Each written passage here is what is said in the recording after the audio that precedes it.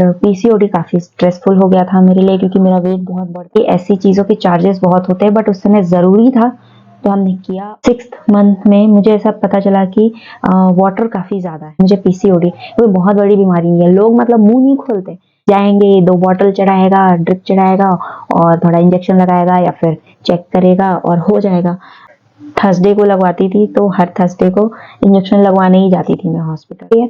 And then चलो आपको operation करना पड़ेगा। जैसे ही उसको पेट से बाहर निकाला ना, तो उसके गले में नाल फंसी हुई थी, 3 राउंड फंसी हुई थी, इसलिए वो रो नहीं रही थी।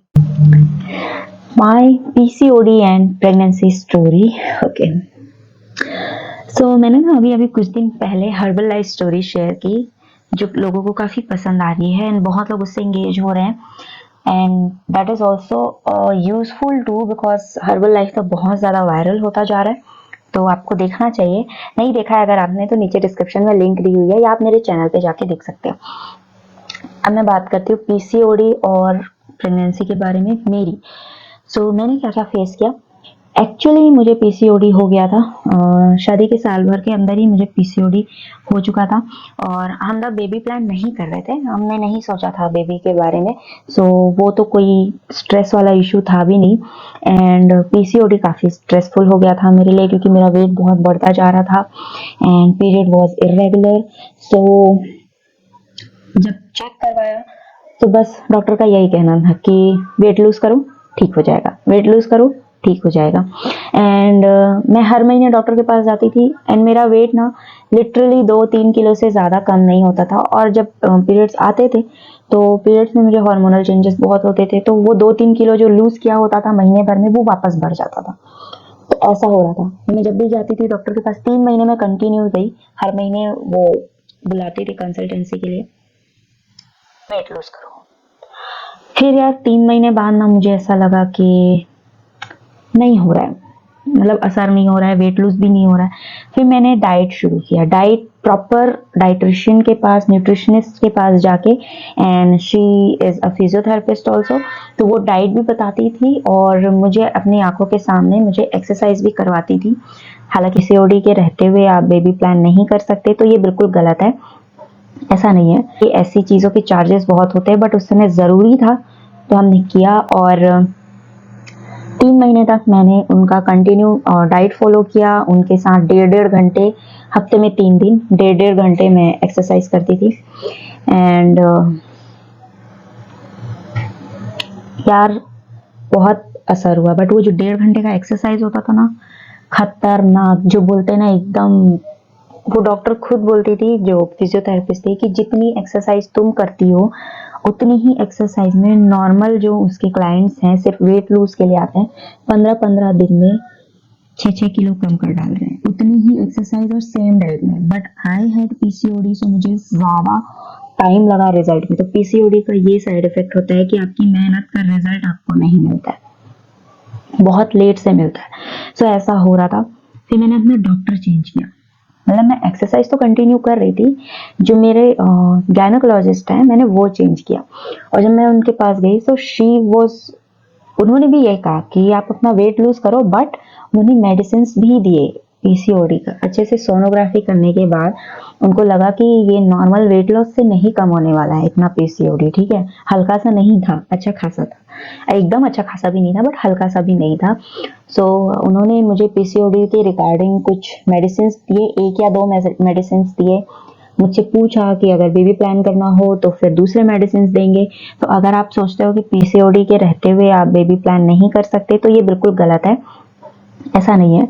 मेडिकेशंस बस चेंज की जाती हैं और फिर आप प्लान कर सकते हो आराम से। बट प्लानिंग करने के बाद भी 6 से 7 महीने लगते हैं, ऐसा डॉक्टर का कहना है।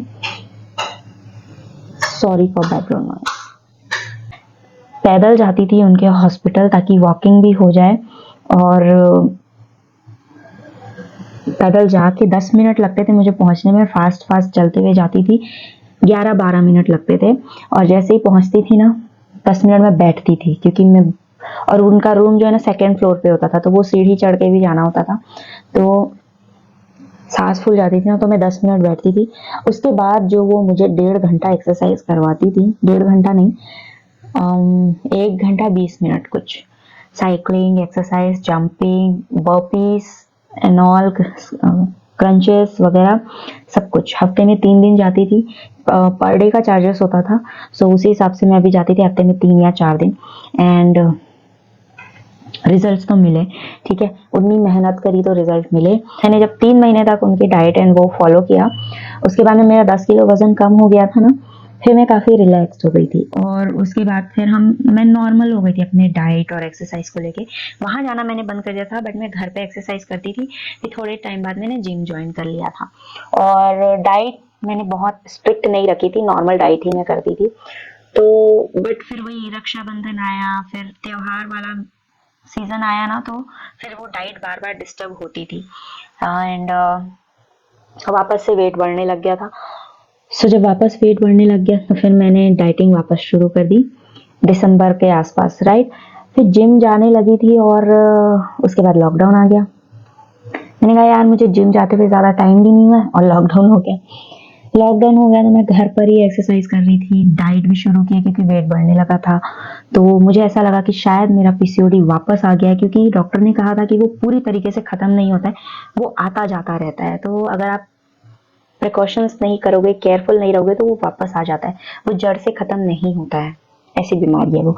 तो मई जून के टाइम पे मुझे ऐसा लगा कि यार ये मैं मतलब 10-12 दिनों से स्ट्रिक्ट डाइट पे थी उस समय, 10-12 दिनों से स्ट्रिक्ट डाइट कर रही हूँ और मेरा वजन फिर भी बढ़ रहा है, तो हो सकता है पीसीओडी आ गया होगा। एंड उस समय हम लॉकडाउन की वजह से डॉक्टर के पास जा भी नहीं रहे थे, 3 महीने से ऊपर हो गए थे। जो रूटीन चेकअप होता है, मंथली रूटीन चेकअप, वो नहीं कर पा रहे थे। And my husband was like कि डोंट वरी, कुछ नहीं होगा, क्योंकि डॉक्टर ने तो कहा था कि अगर बेबी प्लानिंग करनी है तो फिर दवाइयाँ खानी पड़ेगी, उसके लिए वो दवाइयाँ देगी। और मेरी तो कोई दवाइयाँ भी नहीं थी, उन्होंने जो दवाइयाँ मुझे पीसीओडी के लिए दी थी वो खत्म हो चुकी थी। सो जब मैं जून में फिर जब लॉकडाउन थोड़ा हटा, लॉकडाउन हटने के बाद भी काफ़ी टाइम तक लोग घर से बाहर नहीं निकल रहे थे ना, भीड़ में नहीं जा रहे थे, कोरोना फैल जाएगा करके, क्योंकि कोरोना खत्म नहीं हुआ था, सिर्फ लॉकडाउन ही बंद हुआ था। बट जब धीरे धीरे वापस से क्राउड बढ़ने लग गया, फिर मैंने सोचा हॉस्पिटल जाना चाहिए। 3-4 महीने से रूटीन चेकअप भी नहीं हुआ है और तबीयत भी अब थोड़ी ठीक नहीं लग रही, दवाइयाँ भी खत्म हो चुकी है 3-4 महीने से। सो रूटीन चेकअप के लिए जाना चाहिए। एंड मैं एक्सरसाइज नहीं कर पा रही थी, एक्सरसाइज करते करते मुझे चक्कर आने लगे, तो उसी दिन हम डॉक्टर के पास गए पीसीओडी का चेकअप करवाने। And that day I got to know that I am pregnant. Yes, so it was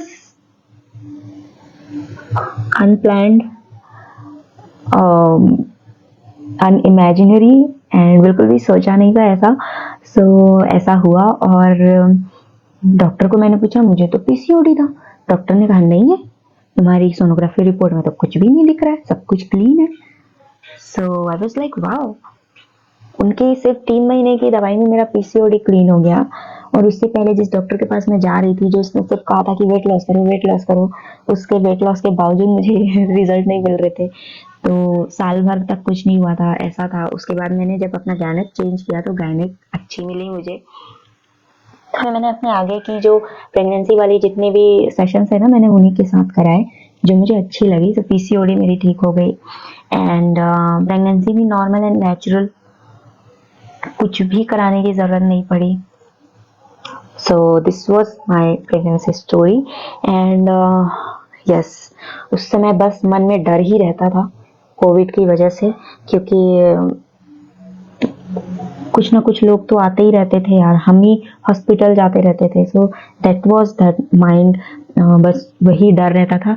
बाकी बाहर जाना, बाहर का खाना खाना, चाट गुपचुप ये सब भी नहीं खा पाते थे डर में, बिकॉज थोड़ा सा सेंसिटिव होता है ना प्रेगनेंसी के टाइम पे, आप काफ़ी सेंसिटिव हो जाते हो, इम्यूनिटी भी थोड़ी लो हो जाती है, वीक हो जाती है, इसलिए।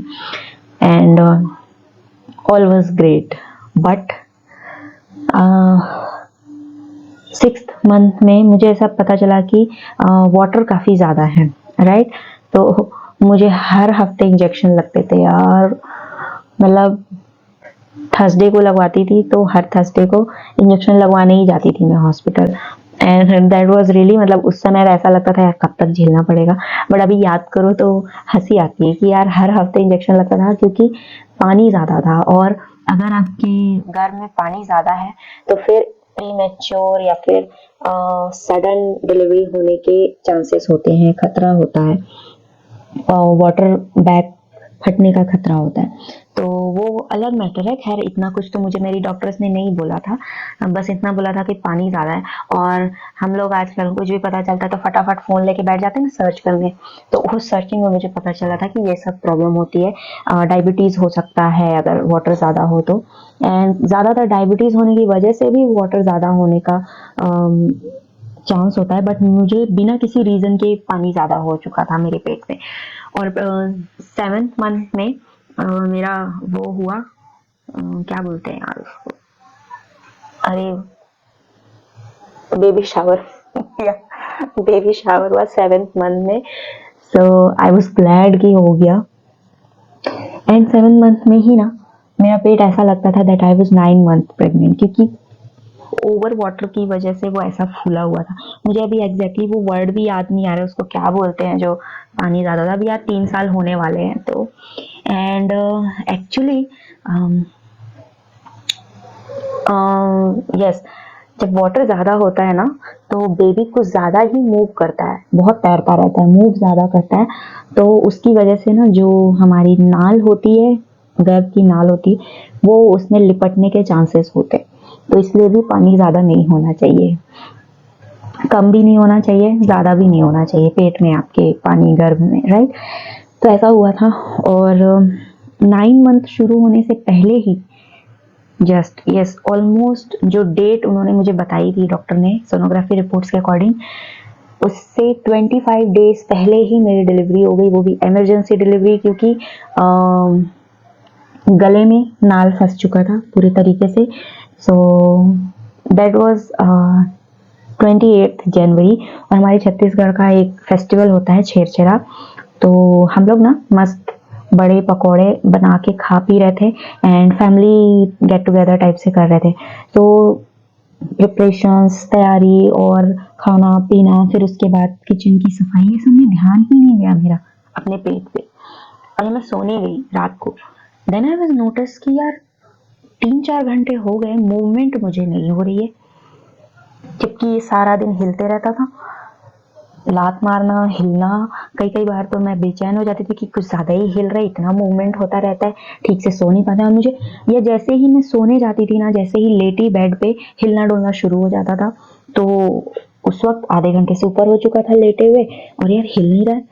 सो मैंने अपने हस्बैंड को बोला कि ये तो हिल नहीं रहा है, और जब से हमने डिनर किया तब से भी नहीं हिला है। अदरवाइज जैसे ही आप कुछ खाओ ना तब भी बेबी की मूवमेंट्स बढ़ती है, मीठा खाओ तो बढ़ती है, कुछ खाना खाओ तो मूवमेंट्स ज़्यादा होने लगती है। तो वो वैसा कुछ नहीं हो रहा था। अब मैं रिवाइंड करने लगी, खाना खाए मुझे 3 घंटे हो गए, 3 घंटे में मैंने अभी तक फील नहीं किया कि मूवमेंट हो रहा है। सो फिर हमने हॉस्पिटल में कॉल किया और वो नर्स मुझे डांटने लगी कि तुमको इतनी देर से तुमको मूवमेंट नहीं हो रहा था, तुमको आना चाहिए था, अभी इतनी आधी रात को तुम फ़ोन कर रहे हो, रात के 11:30 बज रहे थे। एंड आई वॉज लाइक, मुझे खुद नहीं पता था, अभी पता चल रहा है तो मैं फ़ोन कर रही हूँ, पता रहता तो मैं क्यों बैठे रहती, right. Then she was like, doctor से फ़ोन करके बताती हूँ। फिर उसने रिटर्न कॉल किया डॉक्टर से बात करके, एंड वो डॉक्टर थी नहीं, दूसरी डॉक्टर थी। जो डॉक्टर से मैं रेगुलर चेकअप करवा रही थी वो डॉक्टर नहीं थी। एंड शी सेड कि आप अपना बैग वैग सब लेके आ जाओ, जो हॉस्पिटल में एडमिट होने वाली सिचुएशंस होती है वैसा कुछ लेके आ जाओ। तो हम गए और रास्ते भर हम डिस्कस करते हुए गए, क्योंकि जस्ट 2-3 दिन पहले मेरी सिस्टर इन लॉ भी ऐसे ही हॉस्पिटल गई थी चेक करवाने, मूवमेंट नहीं हो रहा है करके। She was also pregnant and हम दोनों एक साथ ही प्रेग्नेंट थे। सो हाँ, मेरी सगी ननद, तो वो भी गई थी, वो गई और उनको 1-2 ड्रिप चढ़ाई गई और वो शाम को वापस आ गई, मूवमेंट वापस होने लग गई थी। तो हम भी वही सोच रहे थे कि मेरे साथ भी ऐसा ही होगा, बस जाएंगे, 2 बॉटल चढ़ाएगा, ड्रिप चढ़ाएगा और थोड़ा इंजेक्शन लगाएगा या फिर चेक करेगा और हो जाएगा। बट जब हम गए वो मशीन में वो लोग चेक कर रहे हैं, मूवमेंट नहीं हो रही है, नहीं हो रही है। एंड देन चलो आपको ऑपरेशन करना पड़ेगा। मैंने वाह, हम लोग क्या सोचते आ रहे थे रास्ते भर और क्या हो गया। और तब तक मुझे कुछ भी नहीं लग रहा था, बट जैसे ही मैं ऑपरेशन थिएटर में गई ना, मेरी हालत खराब होने लगी। वो बड़ा सा रूम देख के आई वाज लाइक यार बचा लेना भगवान जी। ऐसा ही लग रहा था कि चेहरा भी दिखा देना, ऐसा चेहरा दिखाने से पहले मत मारना मुझे। ऐसे उल्टे सीधे ख्याल आ रहे थे मन में, लिटरली उल्टे सीधे ख्याल आ रहे थे। एंड जब ऑपरेशन हो गया, सर्जरी हो गई, सब कुछ हो गया, उसके बाद I was in ICU for 24 hours. और तब मुझे मेरी नर्स ने बताया कि जो मेरी बेबी है वो रो नहीं रही थी। जैसे ही उसको पेट से बाहर निकाला ना, तो उसके गले में नाल फंसी हुई थी, 3 राउंड फंसी हुई थी, इसलिए वो रो नहीं रही थी। और ऑपरेशन करने में भी दिक्कत आई क्योंकि नाल फंसी हुई थी, तो उन लोगों को शायद स्क्रीन पे दिखता है ना, देखते हुए वो लोग निकालते हैं, तो स्क्रीन पे दिख रहा था उन लोगों को नाल फंसी हुई थी। अगर वो लोग ज्यादा खींच देते या ज्यादा प्रेशराइज कर देते तो नाल टाइट हो जाती। ऐसे बहुत सारी सिचुएशंस थी। एंड रात को 12:30 बजे 12:25, हाँ 11:30 बजे हम हॉस्पिटल गए और 12:25 में मेरा ऑपरेशन हो गया। 12:25 में मुझे ऑपरेशन के लिए ले गए, 1 बजे के आसपास ऑपरेशन हो गया। आधा घंटा भी नहीं लगता ऑपरेशन में, बट हालत बहुत खराब हो जाती है। और यस, नर्स ने बताया कि जब उसके गले से नाल की राउंड वापस निकाली ना, बेबी डिलीवर होने के बाद, तब वो रोई, उससे पहले नहीं रो रही थी। तो इट वाज लाइक मतलब बहुत टाइट है, तो नर्स वाज लाइक गला बहुत मजबूत है बच्चे का, मतलब बियरिंग कैपेसिटी अच्छी है उसकी। सो ये सब मुझे बाद में पता चला। So this was my pregnancy story. So अगर आप PCOD में हैं एंड बेबी प्लान करना चाहते हो तो अपने गायनेक से कंसल्ट करो, चेंज करो अगर आपको सेटिस्फैक्टरी नहीं लग रहा है तो। ऐसा नहीं है कि एक ही डॉक्टर से पूरी जिंदगी इलाज करवानी है, हो सकता है उससे बेटर ऑप्शंस भी हो आपके पास, राइट। और किसी के भी पास मत जाओ यार, अपने आसपास, अपने रिश्तेदारों, दोस्तों, जिस शहर में रहते हो वहाँ के अपने आसपास के लोगों से पूछो अच्छे डॉक्टर के बारे में, एंड कंसल्ट करो। ये कोई शर्माने की बात नहीं है कि मुझे PCOD, कोई बहुत बड़ी बीमारी नहीं है। लोग मतलब मुंह नहीं खोलते, जैसे कोई श्राप है कि मुझे PCOD हो गया। और तो और घर वाले भी ताने मारते हैं, बहुत सारे ऐसे घर वाले हैं जो PCOD एक तो उसके बारे में जानते नहीं, और जिनको पता होता है वो फिर ताना मारना शुरू कर देती कि अब क्या करेगी ये वो। ऐसा मेरे साथ नहीं हुआ है, बट बहुत से लोगों के साथ होता है। मेरी 1-2 फ्रेंड्स है जिनके साथ ऐसा हो रहा है। ये PCOD कोई बहुत बड़ी बीमारी नहीं है। अगर आपको लगता है कि कोई ऐसा है जिसकी थिंकिंग ऐसी है कि PCOD बहुत बड़ी बीमारी है, अब तो उसको बच्चा नहीं होगा वगैरह वगैरह, ऐसे लोग को आप ये मेरा वीडियो शेयर कर दो स्पेसिफिकली। कुछ नहीं होता है, आराम से सबको इस लाइफ में हर खुशी हर दुख सब चीज देखना ही है। तो यार PCOD होते हुए भी आप बेबी प्लानिंग कर सकते हो, प्रेग्नेंट हो सकते हो, एंड डिलीवरी होने के बाद भी आपको PCOD का रूटीन चेकअप कराते रहना है, क्योंकि PCOD हार्मोनल इम्बैलेंस से जुड़ा हुआ होता है और वो जड़ से खत्म नहीं होता। Okay, so that's it for this video. And interesting लगी हो तो लाइक कर देना, एंड यूजफुल लगी हो तो शेयर कर देना। ऐसे ही वीडियोस के लिए सब्सक्राइब कर लेना।